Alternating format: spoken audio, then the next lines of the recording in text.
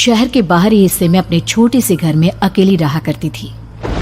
एक रात शहर में बहुत जोर का तूफान आया। जोर जोर से हवाएं और आंधी तूफान के साथ तेज बारिश होने लगी। उन आवाजों को सुनकर कोई भी घबरा जाता, लेकिन उर्मिला घर के सारे खिड़की दरवाजे बंद कर गहरी नींद में सो रही थी। रात के लगभग 12 बजे होंगे कि किसी ने उर्मिला के घर का दरवाजा खटखटाया। दरवाजे के खटखटाने की आवाज सुनकर उर्मिला की नींद खुलती है। आखिर इतनी रात को कौन आया होगा? उर्मिला जाकर दरवाजा खोलती है तो सामने लगभग 26 साल की बेहद सुंदर लड़की को खड़ा देख हैरान रह जाती है।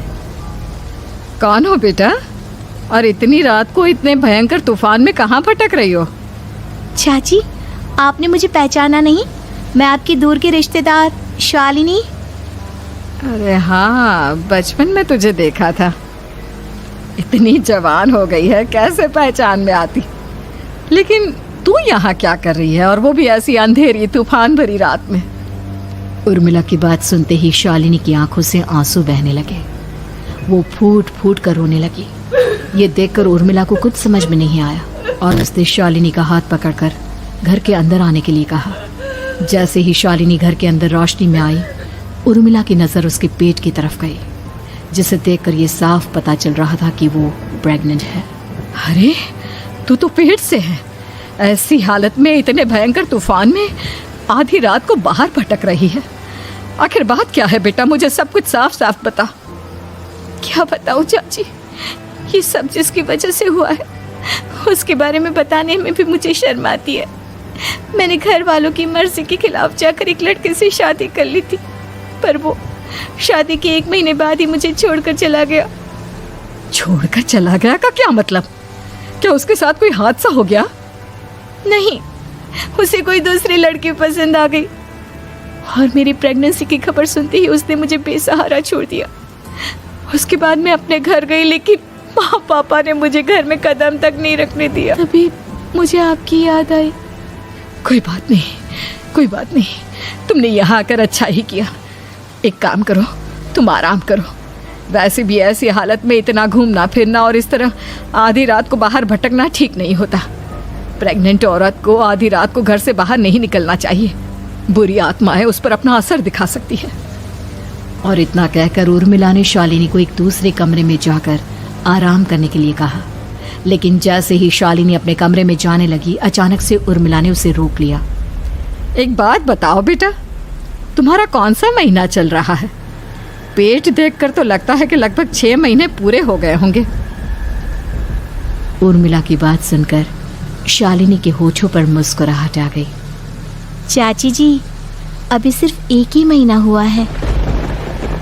शालिनी की बात सुन उर्मिला दंग रह गई। उसे समझ में नहीं आ रहा था कि प्रेगनेंसी के पहले ही महीने में शालिनी की हालत ऐसी क्यों थी। लेकिन फिर उसने बात को नजरअंदाज कर शालिनी को आराम करने के लिए कहा और खुद भी कमरे में जाकर सो गई। अभी कुछ ही घंटे बीते थे कि अचानक से एक बच्चे के बड़े ही अजीबोगरीब बेढंगे तरीके से रोने की आवाजें उर्मिला के घर में गूंजने लगी। उन आवाजों को सुनकर उर्मिला की नींद फिर से खुलती है।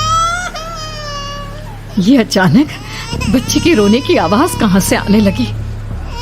उसने उठकर चारों तरफ देखा, पर वहां उसे कोई नजर नहीं आया। उर्मिला घबराते हुए शालिनी के कमरे में गई तो वहां उसे कमरे की दीवार पर एक बेहद खौफनाक साया नजर आया, जिसे देखकर उर्मिला बुरी तरह से घबरा गई। आखिर ये सब क्या हो रहा है? शालिनी, शालिनी उठो! उसने जोर जोर से आवाज देकर शालिनी को जगाने की कोशिश की, लेकिन ऐसा लग रहा था जैसे उसकी आवाज शालिनी तक पहुंच ही नहीं रही थी। कमरे की दीवार पर एक बहुत बड़ा और बेहद डरावने दिखने वाले इंसान का साया और एक बच्चे के अजीबोगरीब ढंग से रोने और चीखने की आवाजें अब उर्मिला को ज्यादा डराने लगी थी। उर्मिला को शालिनी की चिंता सताने लगी और उसने पूरी ताकत के साथ चीखकर शालिनी को आवाज लगाई, शालिनी! तभी अचानक सब कुछ एकदम पहले जैसा हो जाता है और उर्मिला की आवाज सुनकर शालिनी की नींद खुलती है। क्या हुआ चाची, आप इतनी तेज क्यों चिल्ला रही हैं? आप ठीक तो है ना? अभी मैंने तुम्हारे कमरे में कुछ अजीब सा देखा। तुम ठीक हो ना शालिनी? मुझे यहाँ एक बच्चे के रोने की आवाजें आ रही थी। लगता है आपको मेरी कुछ ज़्यादा ही चिंता हो गई है। आपने मेरी प्रेगनेंसी के बारे में कुछ ज़्यादा ही सोच लिया होगा। मैं एकदम ठीक हूँ, आप आराम से सो जाइए।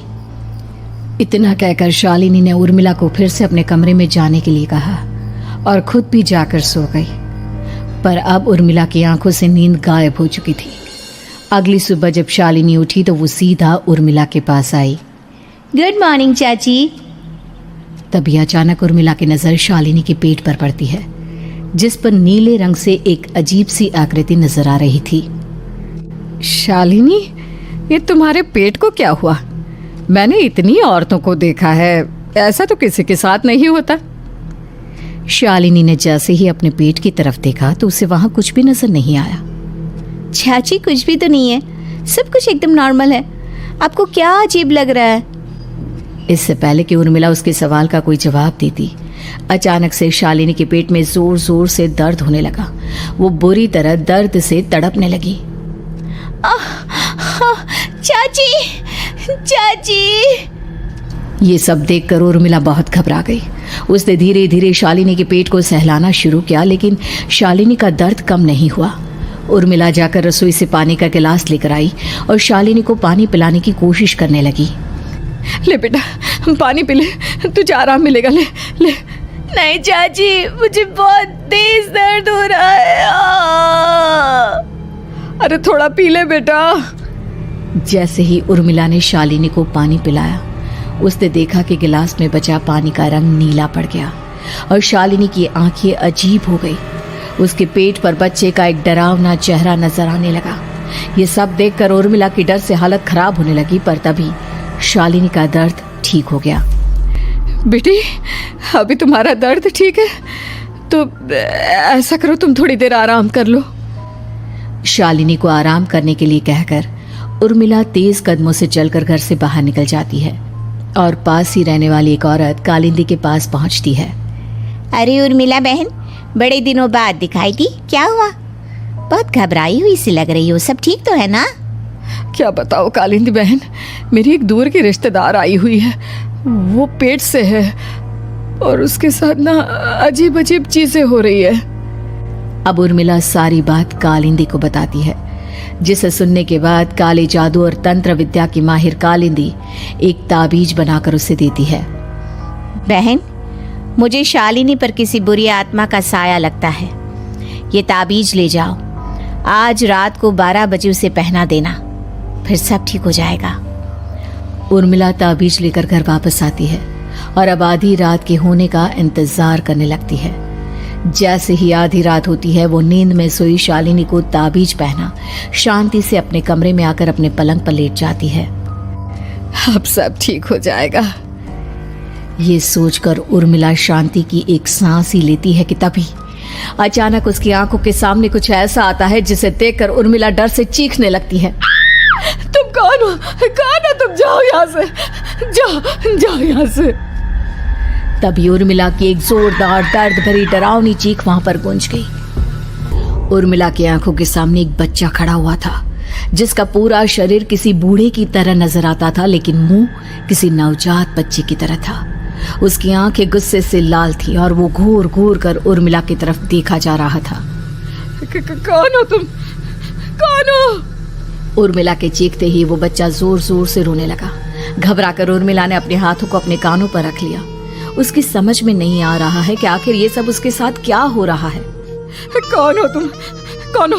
क्या चाहते हो मुझसे? जाओ जाओ यहाँ से। आखिर तुम हो कौन? तभी अचानक से उर्मिला के पूरे घर में लाल रंग की रोशनी फैल गई। वो बच्चा धीरे धीरे कदमों से चलता हुआ उर्मिला की तरफ बढ़ने लगा। किसी नवजात पैदा हुए बच्चे के जैसे उसके रोने की आवाज अब उर्मिला के कानों में गूंज रही थी।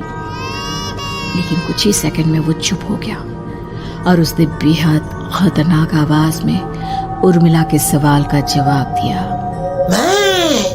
मैं वो हूँ जो अब तक पैदा नहीं हुआ, लेकिन जब मैं पैदा हो जाऊंगा तो वो होगा जो अब तक कभी नहीं हुआ। ये क्या कहना चाहते हो तुम? ऐसा क्या हुआ जो अब तक नहीं हुआ? तबाही होगी, तबाही। सब कुछ खत्म हो जाएगा। और ये जो लड़की मुझे जन्म देने वाली है, मैं उसका खून पी जाऊंगा, सारा खून। उस बच्चे की बात सुनते ही उर्मिला बुरी तरह घबरा गई। उसका एक बुजुर्ग आदमी जैसा शरीर, एक नवजात बच्चे जैसा चेहरा, ये दोनों ही बातें उर्मिला की समझ से बाहर थी। तभी वो बच्चा अचानक गायब हो गया। घर का माहौल फिर से पहले जैसा हो गया। लाल रंग की रोशनी भी अब गायब हो चुकी थी। उर्मिला दौड़कर शालिनी के कमरे में पहुंची, जहां वो गहरी नींद में सोई हुई थी, पर उसके गले का ताबीज गायब हो चुका था। उठो उठो शालिनी, उठो बेटा, मुझे तुमसे ज़रूरी बात करनी है। अरे चाची क्या हुआ? इतनी रात को आप परेशान क्यों कर रही हैं? सब ठीक है ना? अभी जब तुम सो रही थी ना, तो मैंने तुम्हारे गले में एक ताबीज पहनाया था। कहाँ गया बेटा, बताओ मुझे। शालिनी ने चारों तरफ अपनी नजरें घुमाकर देखा, लेकिन वहां पर कोई ताबीज नहीं था। वह हैरानी से उर्मिला के चेहरे की तरफ देखने लगी। उसे समझ में नहीं आ रहा था कि आखिर उर्मिला किस ताबीज के बारे में बात कर रही थी। नहीं चाची, यहाँ कोई ताबीज नहीं है। लगता है आपने कोई बुरा सपना देखा है। मैंने कोई बुरा सपना नहीं देखा। खैर छोड़ो, तुम अब सो जाओ, कल सुबह बात करते हैं। डर और घबराहट की वजह से उर्मिला की आंखों से नींद तो जैसे बिल्कुल गायब हो गई थी। अगली सुबह उर्मिला बिना कोई देर किए गांव के बाहर एक छोटी सी झोपड़ी में रहने वाले बूढ़े पंडित के पास पहुंची। पंडित जी, मेरी मदद कीजिए। अरे आओ आओ उर्मिला, क्या हुआ? सब ठीक तो है ना? क्या बताओ पंडित जी, बहुत बड़ी मुसीबत है। मेरी दूर की एक रिश्तेदार लड़की पेट से है और उसके साथ बहुत डरावनी चीज़ें हो रही है। कल रात को तो एक अजीब सा दिखने वाला बच्चा मेरी आंखों के सामने आकर खड़ा हो गया था। ये तुम क्या कह रही हो? मुझे साफ साफ बताओ कि आखिर तुमने क्या देखा? उर्मिला ने अपने साथ हुई बीती रात की पूरी घटना पंडित जी को बताई, जिसे सुन पंडित जी के माथे पर चिंता की लकीरें उभर आई। अनर्थ होने वाला है, अनर्थ। बरसों पहले भी उस हैवान ने एक लड़की के पेट से जन्म लिया था और उसके बाद उस शहर को पूरी तरह से तबाह कर दिया। कैसी विपदा पंडित जी, कैसे बात कर रहे हैं आप? बताइए मुझे, और इसका उपाय क्या है? इसका उपाय तो है, लेकिन बहुत कठिन है। हो सकता है कि उस उपाय को करने के दौरान तुम्हारी जान भी चली जाए। मुझे मेरी जान की कोई परवाह नहीं, पर आप जिस तबाही के बारे में बात कर रहे हैं, बस वो नहीं होनी चाहिए। लाखों लोगों की जान बचाने के लिए मैं कुछ भी करूंगी। तो ठीक है, मेरी बात ध्यान से सुनो। बरसों पहले एक भयानक तांत्रिक ने अपनी तंत्र क्रिया के जरिए एक मासूम लड़की के साथ रिश्ता बनाकर उसके पेट से जन्म लिया था। इस तरह से वो अपने जैसे लोगों की संख्या इस दुनिया में बढ़ाना चाहता था। आपके कहने का मतलब है कि शालिनी के पेट से भी उस शैतान को जन्म लेना है, इसलिए उसने उसके साथ ये सब किया है। ठीक पहचाना तुमने। अब मैं तुम्हें एक ऐसा सिंदूर दूंगा जिसे तुम्हें ले जाकर उस लड़की के पेट पर लगाना होगा। क्या ऐसा करने से सब कुछ ठीक हो जाएगा? नहीं उर्मिला, ये सब इतना आसान नहीं। उस लड़की के पेट पर सिंदूर लगाने के बाद तुम्हें उसका पेट काटकर उस हैवान को बाहर निकालना होगा। नहीं पंडित जी, मैं ये सब नहीं कर सकती। मैं भला एक जिंदा लड़की के पेट को अपने हाथों से कैसे काट सकती हूँ? अगर तुमने ऐसा नहीं किया तो कुछ ही दिनों में वो हैवान उस लड़की के शरीर से जन्म लेगा और उसके शरीर के सारे खून को पीकर अपनी ताकत को बढ़ाएगा। उसके बाद वो धीरे धीरे इस पूरे शहर को तबाह कर देगा। यहाँ पर कोई जिंदा नहीं बचेगा। लेकिन अगर मैं उसके पेट को काट दूंगी तो क्या वो जिंदा बच पाएगी? अगर शालिनी को कुछ हो गया तो, अगर उसकी मृत्यु हो गई तो? ऐसा कुछ नहीं होगा उर्मिला, तुम्हें अपने मन को पक्का करके ये काम करना ही होगा। सिंदूर लेने के बाद उर्मिला झोपड़ी से बाहर निकलने ही वाली थी कि तभी पंडित जी ने उसे पीछे से आवाज देकर रोका। उर्मिला, उस लड़की का पेट काटकर हैवान को बाहर निकालना ही काफी नहीं होगा। तुम्हें ध्यान रखना होगा कि ये सब करते हुए उस बच्चे का जो आधा बूढ़े का शरीर है, उस पर सिंदूर की एक बूंद भी ना लगने पाए, क्योंकि अगर ऐसा हुआ तो वो तुम्हें और बाकी सबको कच्चा खा जाएगा। पंडित जी की बात सुन उर्मिला की आंखें फटी रह गई और उसके शरीर में डर की लहर दौड़ गई। फिर भी उसने हिम्मत की। ठीक है पंडित जी, मैं पूरी कोशिश करूंगी कि मैं उस हैवान को वहीं के वहीं खत्म कर पाऊं। इसके बाद उर्मिला तेज कदमों के साथ घर वापस आती है। दिन बीतता है, रात का अंधेरा छाने लगता है। शालिनी खाना खाकर सोने चली जाती है और उर्मिला लगातार उसके गहरी नींद में सो जाने का इंतजार करने लगती है। जिसके बाद उर्मिला दबे कदमों से शालिनी के कमरे में पहुंच गई। मुझे ये करना ही होगा। अब उर्मिला ने धीरे धीरे शालिनी के पेट पर पंडित जी का दिया सिंदूर लगाना शुरू किया। उर्मिला के हाथ बुरी तरह से कांप रहे थे। उसके एक हाथ में चाकू था जिससे वो पेट काटने वाली थी। उर्मिला ने एक नज़र शालिनी के चेहरे की तरफ देखा और फिर डरते हुए उसके पेट पर चाकू चलाना शुरू किया। कमाल है, मैं इसका पेट काट रही हूँ और ये आराम से सो रही है। इसे दर्द नहीं हो रहा क्या? तभी अचानक उर्मिला के कानों में बच्चे की रोने की आवाज सुनाई देने लगी। उसने घबराकर चारों तरफ देखा पर वहां पर कोई नहीं था। बस रोने की आवाज लगातार आ रही थी। उर्मिला बिना रुके लगातार शालिनी के पेट को काटती रही। उसे इस बात का भी ध्यान रखना था कि सिंदूर बच्चे के बूढ़े आदमी वाली शरीर के हिस्से पर ना लगे। कुछ ही देर में वो हैवानी बच्चा उर्मिला के हाथों में था। उसने बड़ी ही सावधानी से उस बच्चे को बाहर निकाला और पंडित जी के कहे अनुसार उसे घर से दूर जलाने के लिए ले गई। पर तभी उसके सामने वही बूढ़े शरीर और बच्चे के चेहरे वाला बच्चा आ गया। अपनी गोद में और सामने भी बच्चे को देखकर उर्मिला हैरान रह गई। मुझे मारोगी? मुझे इतनी हिम्मत कैसे आ गई तुम्हारी? तुम पैदा नहीं हुए हो और मुझे पता है जब तक तुम्हारा जन्म नहीं हो जाता तो मुझे कुछ नहीं कर सकते। इतना बोलते ही उर्मिला तुरंत उस बच्चे को घास के ढेर पर फेंक कर उसमें आग लगा देती है। जिसके तुरंत बाद वो बूढ़े आदमी के शरीर और बच्चे के चेहरे वाला अजीब तांत्रिक का भूत भी वहां से गायब हो जाता है। कुछ देर बाद उर्मिला घर पहुंचती है तो वो ये देखकर हैरान रह जाती है कि शालिनी का पेट अपने आप जुड़ चुका था। शुक्र है भगवान का और उन पंडित जी का, अब सब ठीक हो जाएगा। सुबह शालिनी सोकर उठती है तो अपना पेट देख पूरी तरह घबरा जाती है। चाची, चाची ये सब क्या हो गया? मेरा पेट अचानक कम कैसे हो गया?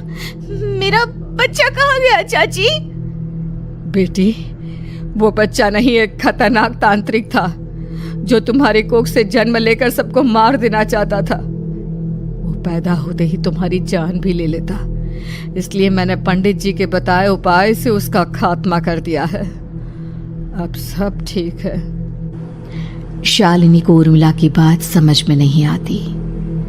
जिसके बाद शालिनी को पूरी बात उर्मिला आराम से समझाती है। अब वो दोनों ही भगवान का शुक्र अदा करती हैं और एक साथ रहने लगती हैं।